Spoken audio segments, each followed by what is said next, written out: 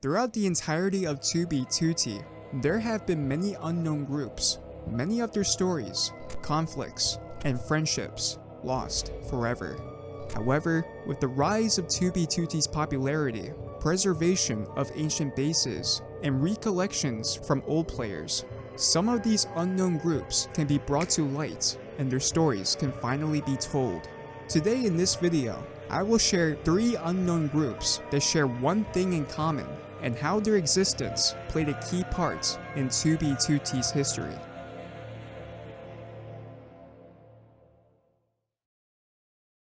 The first unknown group is the Brotherhood of Diamonds. This brotherhood is one of the oldest 2B2T groups, with early issues of THEJudgeHolden's comic describing them. The brotherhood existed from late 2011 to the middle of 2012. Their story is barely documented, and the only information available comes from a few sign logs they wrote on their walls.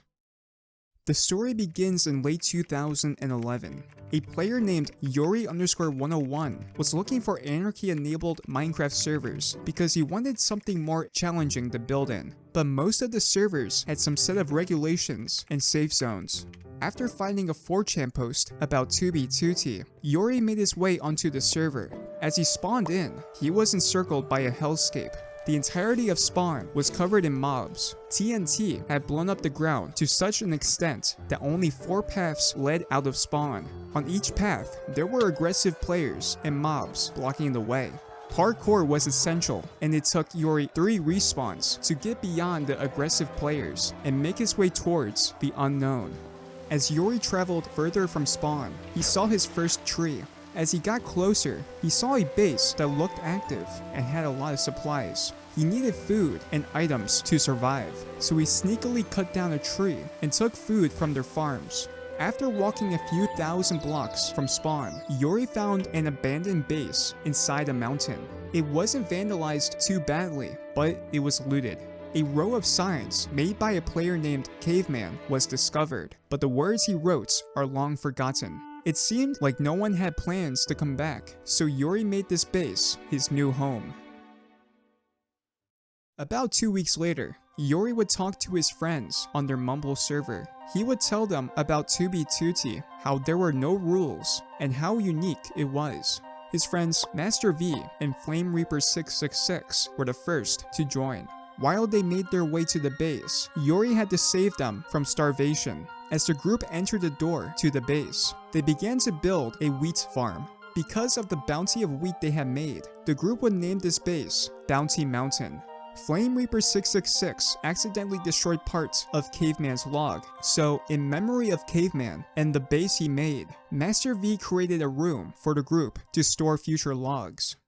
The next day, Flame Reaper 666 informs the group that someone looted them the night before, but only took a little amount of their belongings. Yuri went to reset his bed just to make sure the player couldn't respawn at the base, but as he was about to, he stepped on a TNT pressure plate trap. Yuri barely got out of the room when the TNT ignited.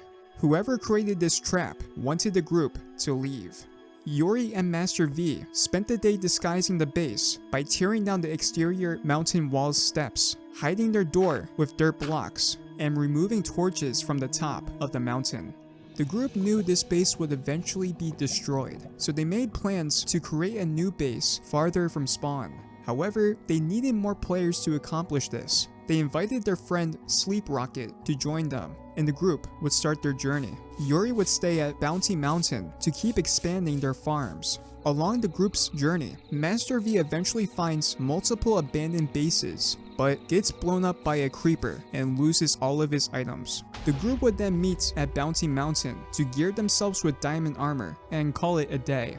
Outside 2B2T, MasterV and Yuri had big plans. They came up with the idea of terraforming spawn to improve the server. Their goal was simple: provide new players with food, housing, and protection. On a chalkboard, they drew a 10,000 by 10,000 spawn region. MasterV mentions that around 2,000 blocks from spawn, there was an abandoned tower that they could take control of. They would call it the Trade Tower, their first outpost, and quickly filled their ranks with allies and friends from other servers. During this time, their base inside Bounty Mountain expanded, as did the golden fields and the networks of mining tunnels beneath. Supply groups traveled to spawn with the hopes of distributing supplies. It was then that the group encountered their first foes, raiders, without a sense of right and wrong, devastated spawn without mercy.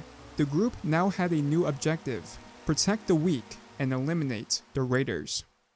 MasterV and Yuri would then visit Changels, a player in the server's south region who had a safe base, and told them to visit. MasterV and Yuri believed something wasn't quite right, but when they arrived, they discovered a nice above-ground base with crops. After spending some time there, MasterV and Yuri returned to Bounty Mountain through the nether, but Yuri would fall into lava and barely manage to get out. He would shortly burn to death, so MasterV would gather his stuff. While MasterV was on his way to Bounty Mountain, he was attacked by the, at the time, famous nether killer Loves to Splodge. MasterV almost died, but got lucky and turned the battle around in his favor by pushing Splodge into the lava and escaping. After that, MasterV would decide that the group needed a name, and since he was a fan of the game Fallout New Vegas, he would name the group the Brotherhood of Diamonds, as a reference to the Brotherhood of Steel in the game. The next day, the group had big plans for the future of this brotherhood by creating new rules and improving Bounty Mountain. Yuri would then spend the day exploring the local area with MasterV, and they would find nether portals and a few abandoned bases. Nothing much would happen the following day, but MasterV would add his friends Arcandy and Mesterit to the Brotherhood. They would live at the trading post 2,000 blocks from spawn. Not much else happened, and things were getting slower. On the next day, the Brotherhood is called to assist a base against the Dutch, also known as the Vikings. It was a player named XCC2 who owned this base near spawn. When the group got there, the front tower of the base had lava on it, but it was otherwise well defended. Yuri felt that something was familiar and then realized that this was the base that helped him gather resources and food when he first started. The Dutch claimed to have an ally grinding gunpowder so that TNT could be used to demolish the base, but no one knew who this mysterious group was.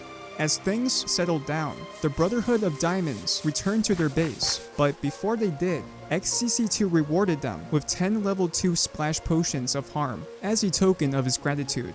With only 2 of these potions could kill anyone on the server, and that's the end of the logs.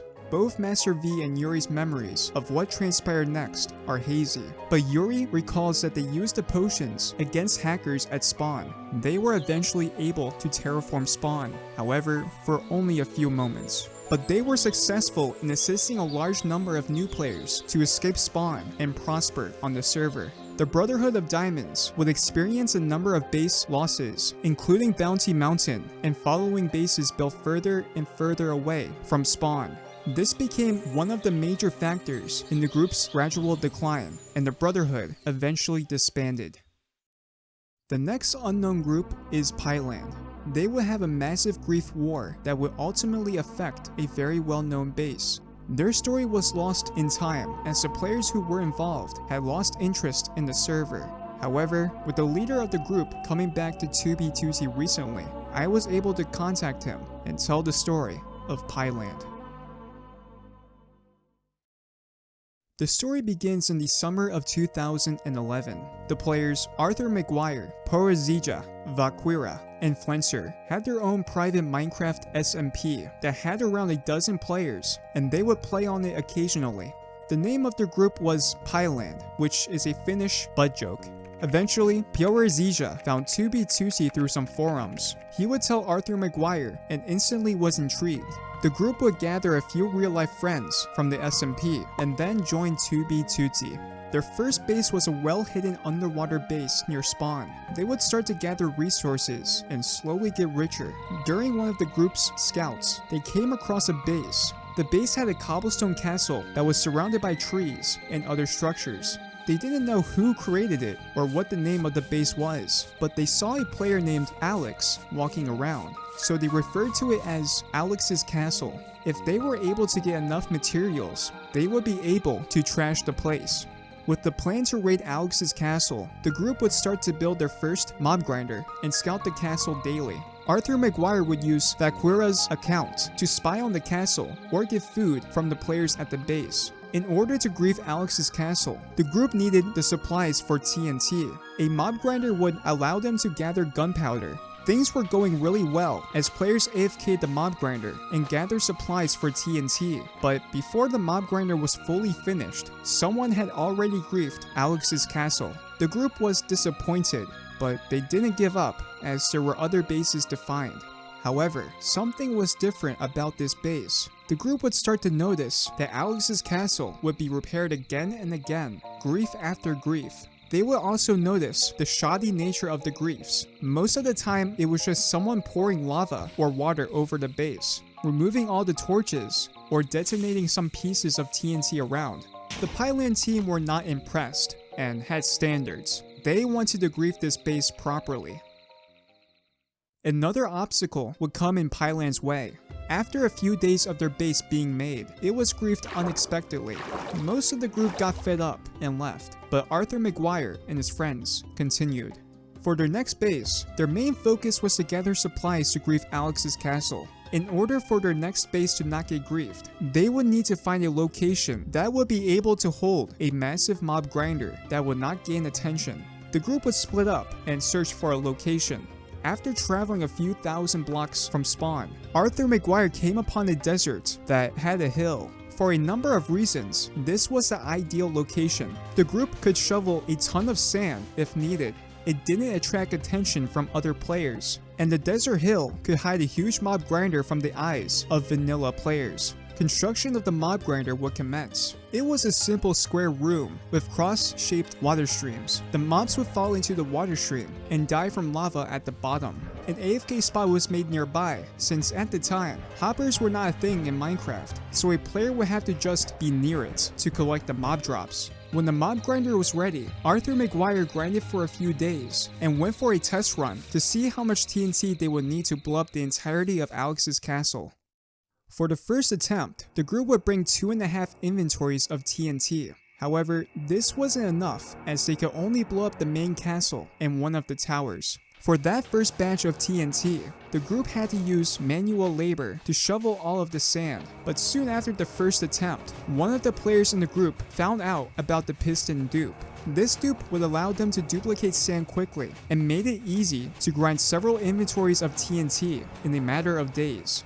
After a few days of the first attempt, Alex's castle was rebuilt, but the Pylland group had a ton of new explosives. For their next attempt, they would bring 4 inventories of TNT. At the time, there were no shulker boxes or even ender chests, so the group had to carry all of the TNT in their inventories. Every player had only a sword, some food, flint and steel, and as much TNT they could fit in their inventory. It was a risky situation, but at the same time, it was exciting to carry the TNT as the enemy could at any moment log in and kill them, or one single hacker could undo many days of work.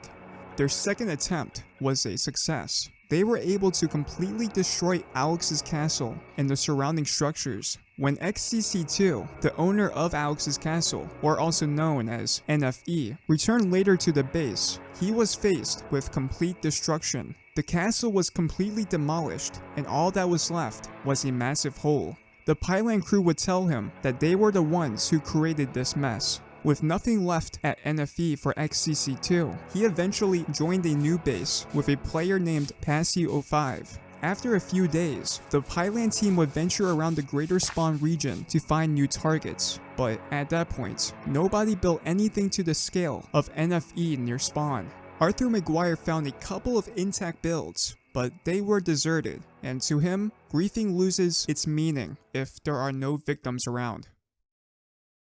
Eventually, NFE was rebuilt. The various friends of NFE that XCC2 met over the years would keep the base living on. After each grief, XCC2 would spend months defending and rebuilding the base, typically none as bad created by the Pylland team, but they would ultimately discover that NFE had been repaired and griefed it once more. Pylland would grief NFE another 3 times, until one day, when XCC2 spoke with a player named PoliceMike55. He mentioned that they must be grinding gunpowder somewhere nearby. On that day, PoliceMike55 found the grinder, and the players from Pylland AFK while the mob grinder collected gunpowder. XCC2 met PoliceMike55 there, slayed them all, and blew up their grinder, stopping them from their final grief of NFE. The grief war had come to an end.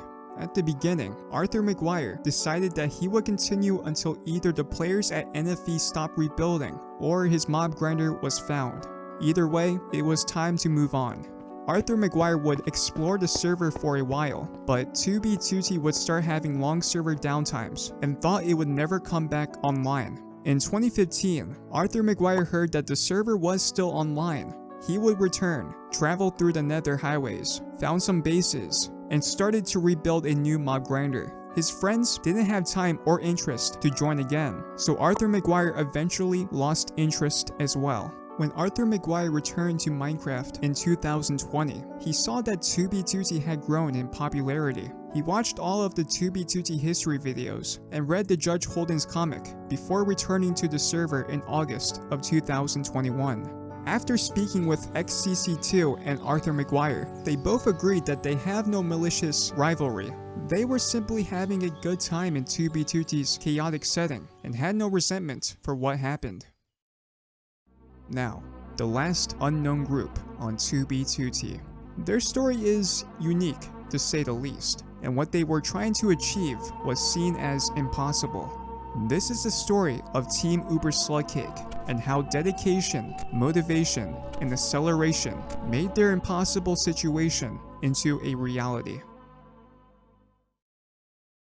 UBERSLUGCAKE joined 2B2T in late 2013. As he observed all of the destroyed landscape surrounding him, he was filled with disgust. How could anyone let the spawn fall into such disrepair? He wondered. He shook his head and realized he needed to take action. He escaped spawn and founded the first Uber base. At this base, UBERSLUGCAKE established the mantra, dedication, motivation, acceleration, and gathered new players from spawn to join his following. As the group grew, UBERSLUGCAKE's trust of the new recruits grew as well. They were a formidable crew and could not be stopped.